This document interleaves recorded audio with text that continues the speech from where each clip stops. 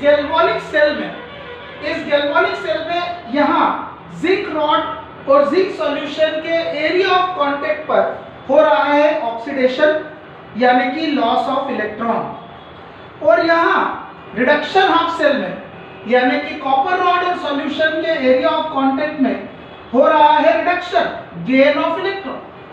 चाहे loss of electron हो रहा हो यहाँ या गेन ऑफ इलेक्ट्रॉन हो रहा हो यहाँ, पर जो भी हो रहा है चार्ज का लेन देन हो रहा है, और जहां भी कहीं चार्ज होता है चार्ज के आसपास होती है इलेक्ट्रिक फील्ड, और जहां भी कहीं इलेक्ट्रिक फील्ड होती है वहां चर्चा होती है इलेक्ट्रोड पोटेंशियल या पोटेंशियल। तो जब इस सॉल्यूशन और इस रॉड के एरिया ऑफ कांटेक्ट पर कोई चार्ज का लेना देना हो रहा है, इसलिए यहाँ पर एक खास तरह का पोटेंशियल डेवलप होता है। उस पोटेंशियल को हम लोग कहते हैं इलेक्ट्रोड पोटेंशियल। क्या कहते हैं हम लोग उसको? Electrode potential. The potential which is developed at the area of contact of rod and solution और electrode and solution at the area of contact of rod and solution in any half cell of a galvanic cell। अब galvanic cell के तो दो half cell होते हैं, ये है oxidation half cell, ये रिडक्शन हाफ सेल। तो ऑक्सीडेशन हाफ सेल में रॉड और सॉल्यूशन के एरिया ऑफ कांटेक्ट पर जो भी पोटेंशियल डेवलप होगा हम उसको बड़े प्यार से कहेंगे ऑक्सीडेशन पोटेंशियल। क्या कहेंगे उसको? Oxidation potential. और अगर रिडक्शन हाफ सेल की बात करें तो रिडक्शन हाफ सेल में इस रॉड और सॉल्यूशन के एरिया ऑफ कांटेक्ट पर यानी जहां ये सॉल्यूशन इस रॉड को छूता है, जहां ये सॉल्यूशन इस रॉड को गीला करता है, उस जगह पर जो पोटेंशियल डेवलप हो रहा है उसको हम बोलते हैं रिडक्शन पोटेंशियल। ये ऑक्सीडेशन पोटेंशियल और रिडक्शन पोटेंशियल की अलग अलग वैल्यू होती है। तो फिजिक्स कहता है कि अगर किसी सर्किट के कोई भी दो पॉइंट्स पर पोटेंशियल की वैल्यू में डिफरेंस हो यानी कि पोटेंशियल डिफरेंस हो, तो उन दोनों पॉइंट्स के बीच करंट का फ्लो होता है। ऑफ कोर्स यहाँ भी करंट का फ्लो होता है, और वही करवाने के लिए तो हमने ये सब तामझाम किया था। अब इस रॉड और इस सॉल्यूशन के एरिया ऑफ कांटेक्ट पर जो पोटेंशियल डेवलप होता है उसको हम कहते हैं ई ऑक्सीडेशन यानी ऑक्सीडेशन पोटेंशियल, और उसको और एक तरीके से रिप्रेजेंट किया जा सकता है ई एनोड यानी कि एनोडिक पोटेंशियल।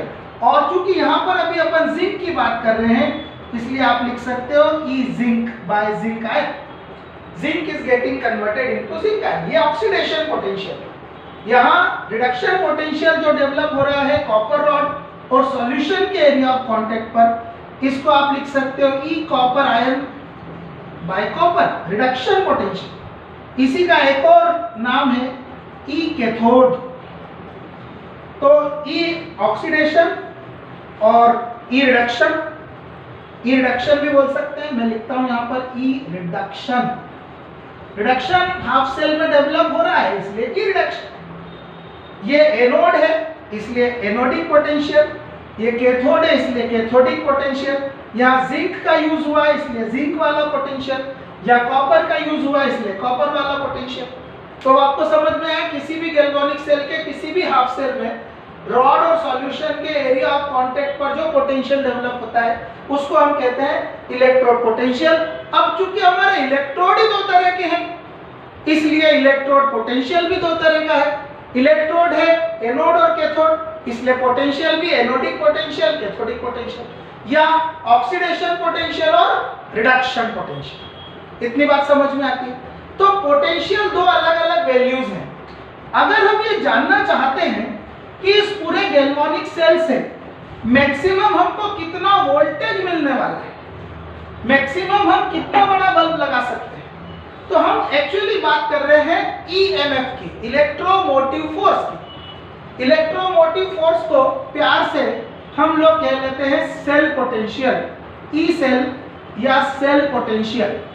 इसका मतलब है इस पूरे गैल्वेनिक सेल से मैक्सिमम कितना पोटेंशियल आपको मिल सकता है। सेल पोटेंशियल होता है ई कैथोड माइनस ई एनोड। इस मामले में आप कह सकते हो, इसको थोड़ा हटा देते हैं, इस मामले में आप कह सकते हो E copper ion by copper minus E zinc by zinc ions. तो ये होता है cell potential. Cell potential is a difference of cathodic potential and anodic potential. इस पूरी चर्चा में अभी तक मैंने आपको नहीं बताया कि इस सॉल्यूशन की, जिंक सल्फेट सॉल्यूशन की कंसंट्रेशन कितनी या इस कॉपर सल्फेट की कितनी। मैंने आपको नहीं बताया कि इस वक्त यहाँ टेम्परेचर कितना है और प्रेशर कितना है। So when we are not interested to explain the value of concentration of the solution, temperature or pressure, then the potential is a simple term, electrode potential. पर अगर अगली बात में मैं आपको कहता हूँ कि ये जो सॉल्यूशन हमने लिया है, इस जिंक सल्फेट सॉल्यूशन की कंसंट्रेशन अगर हम इंटेंशनली 1 मोल पर लीटर रखते हैं, जब ये सब ऑपरेशन हो रहा है तब टेम्परेचर 298 केल्विन रखते हैं, और अगर यहाँ पर कोई गैस इन्वॉल्व है तो उसका प्रेशर 1 एटमॉस्फेयर रखते हैं, तब भी तो पोटेंशियल डेवलप होगा। पर तब जो पोटेंशियल डेवलप होगा वो थोड़ा स्टैंडर्ड होगा, उसको हम बोलेंगे स्टैंडर्ड इलेक्ट्रोड पोटेंशियल।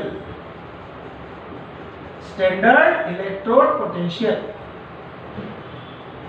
इलेक्ट्रोड दो तरह के हैं, इसलिए स्टैंडर्ड इलेक्ट्रोड पोटेंशियल भी दो तरह का होगा। कैसा कैसा? स्टैंडर्ड ऑक्सीडेशन पोटेंशियल और standard reduction potential.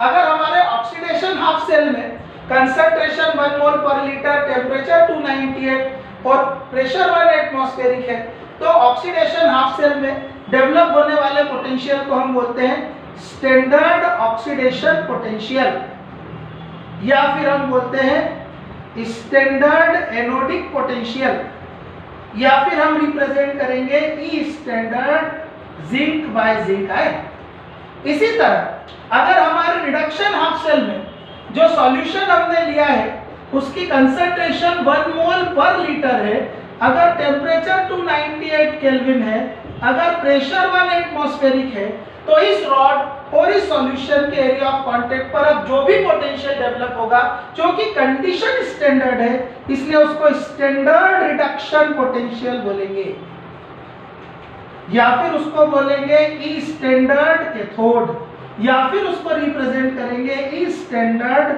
Copper ion by copper.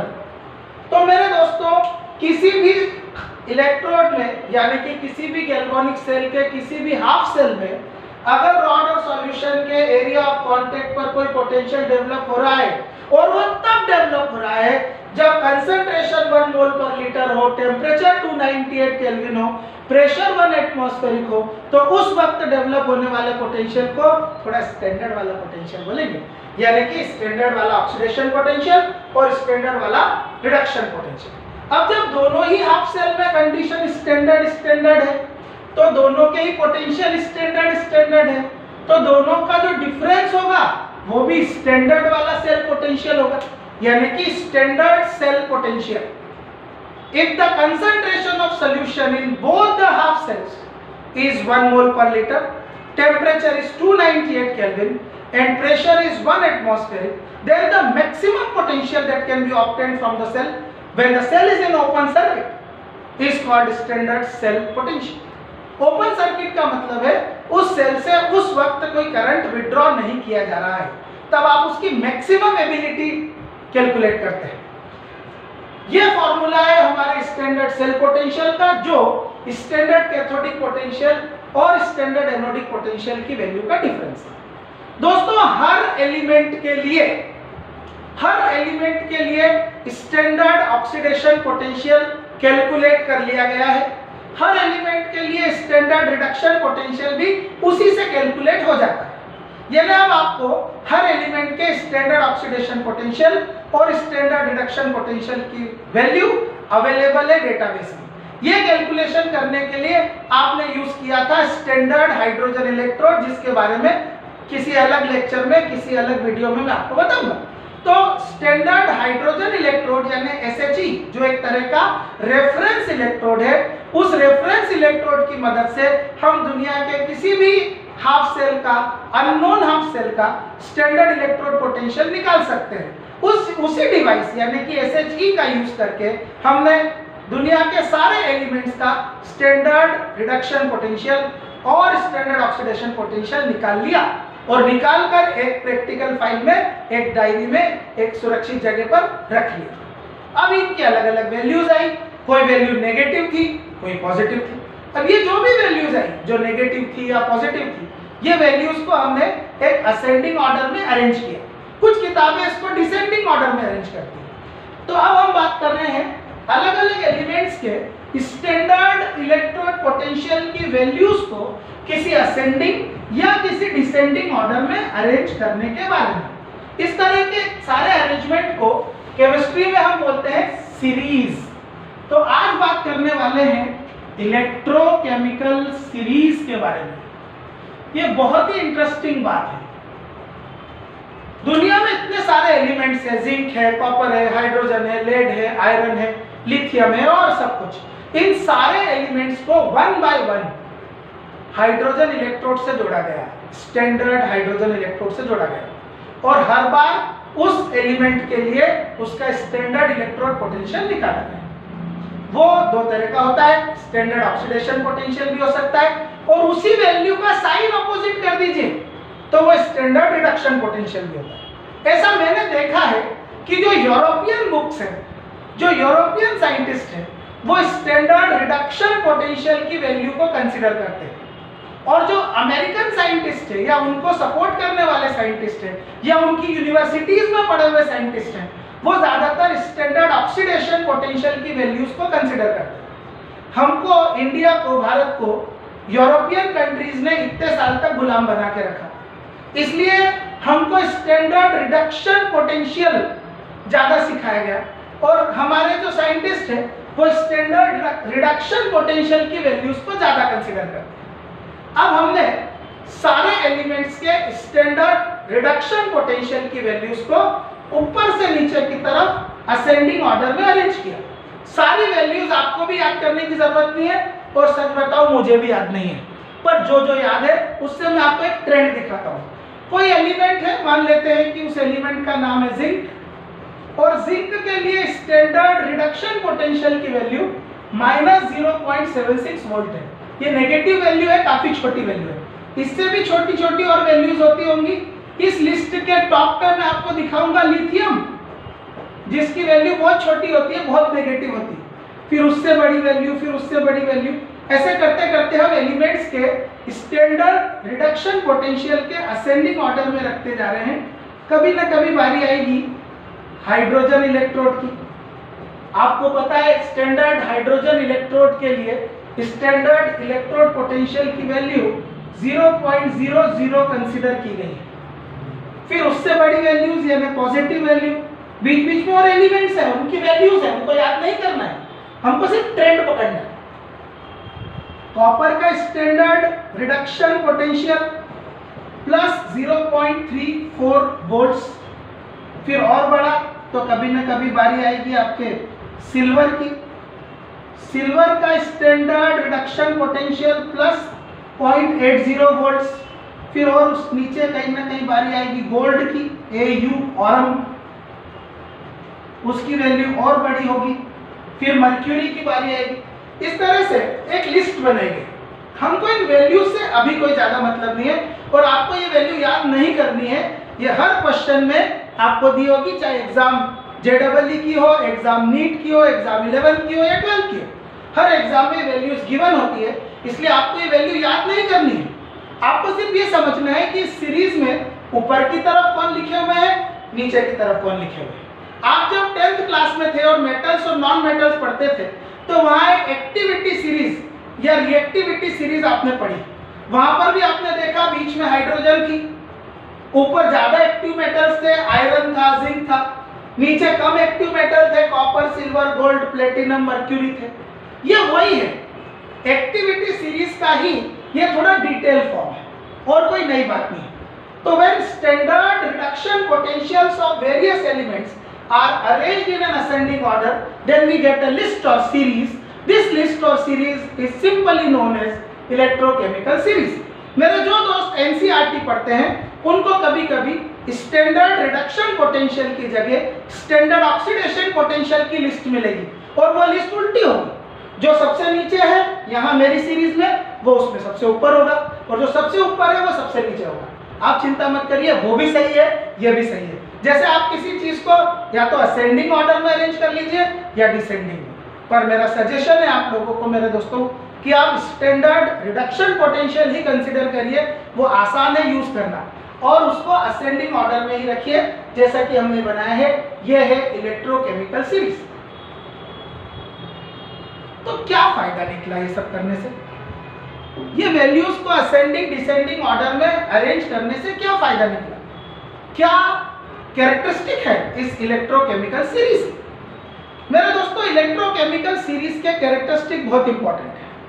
इस सीरीज के किसी भी एलिमेंट पर आप उंगली रख दीजिए, वो अपने से नीचे वाले सभी एलिमेंट्स के मुकाबले जल्दी इलेक्ट्रॉन लूज करता है। इस सीरीज का कोई भी एलिमेंट अपने से नीचे वाले किसी भी एलिमेंट के मुकाबले जल्दी इलेक्ट्रॉन देता है।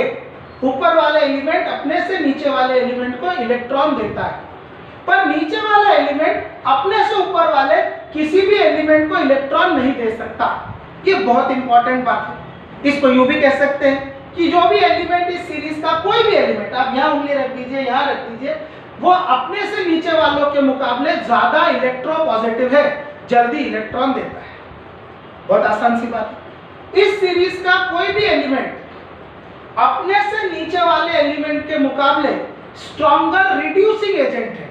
जो इलेक्ट्रॉन देता है वही तो रिड्यूसिंग एजेंट होता है। तो इस सीरीज का कोई भी एलिमेंट, जैसे कि जिंक स्ट्रॉन्गर रिड्यूसिंग एजेंट है इन सबसे, लिथियम स्ट्रॉन्गर रिड्यूसिंग एजेंट है इन सबसे, कॉपर सिल्वर के मुकाबले तो स्ट्रॉन्गर रिड्यूसिंग एजेंट है। और इस बात का उल्टा कर ले तो जो जितना ऊपर है वो उतना स्ट्रॉन्ग रिड्यूसिंग एजेंट है। इसका मतलब सीरीज में जो जितना नीचे है वो उतना स्ट्रॉन्ग ऑक्सीडाइजिंग एजेंट है। सही पहचाना आपने। तो silver is a stronger oxidising agent than copper. समझ में आ रही है आपको बात? यहाँ तक कोई दिक्कत तो नहीं है? अब आगे चलते हैं। तो इस सीरीज का जो भी एलिमेंट ऊपर है वो अपने से नीचे वाले एलिमेंट के मुकाबले स्ट्रॉन्गर रिड्यूसिंग एजेंट की तरह बिहेव करता है। अगर आप इस सीरीज के कोई भी दो एलिमेंट को मिलाकर एक गैल्वेनिक सेल बनाते हैं, जैसे कि अभी मैंने बनाया था, जैसे ये जिंक और ये कॉपर को मिलाकर हमने सेल बनाया, तो इसमें से एनोड कौन था?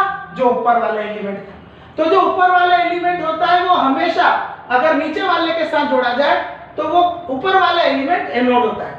अगर आप यहीं के दो एलिमेंट ले लो, कॉपर और सिल्वर को मिलाकर अगर आप एक गैल्वेनिक सेल बना लो तो कॉपर एनोड होगा सिल्वर के साथ। सिल्वर और गोल्ड को मिला के सेल बनाओ तो सिल्वर एनोड होगा। तो जो ऊपर होता है वो एनोड होता है। बात समझ में आ रही? अब एक बहुत ही खास बात आपको बताता हूं, वो है सब्स्टिट्यूशन रिएक्शन के बारे में। अगर मेरे पास एक सॉल्यूशन है कॉपर सल्फेट का, जो कॉपर का एक ऑर्डिनरी सॉल्ट है, और इसमें मैं डाल देता हूं जिंक, तो जिंक रिप्लेस कर देगा कॉपर को। जिंक कॉपर को 2 इलेक्ट्रॉन देकर बाहर निकाल देगा और खुद उसकी जगह बैठकर जिंक सल्फेट बन जाएगा। Zinc can replace copper. पर इसका उल्टा हो पाएगा क्या? इसका उल्टा क्या होता है? अगर कॉपर जिंक को रिप्लेस कर दे, थोड़ी सी जगह बना लूं यहाँ पर। अगर आप देखें कि इस सॉल्यूशन में आप कॉपर को डालें जिंक सल्फेट में, और अगर आप ये उम्मीद कर रहे हैं कि यहाँ पर कॉपर सल्फेट बनेगा और जिंक निकल जाएगा, तो मेरे दोस्तों बिल्कुल नहीं हो सकता है।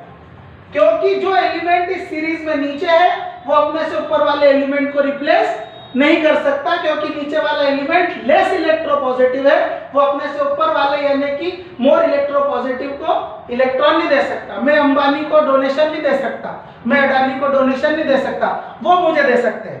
अब बात को आगे बढ़ाते हैं।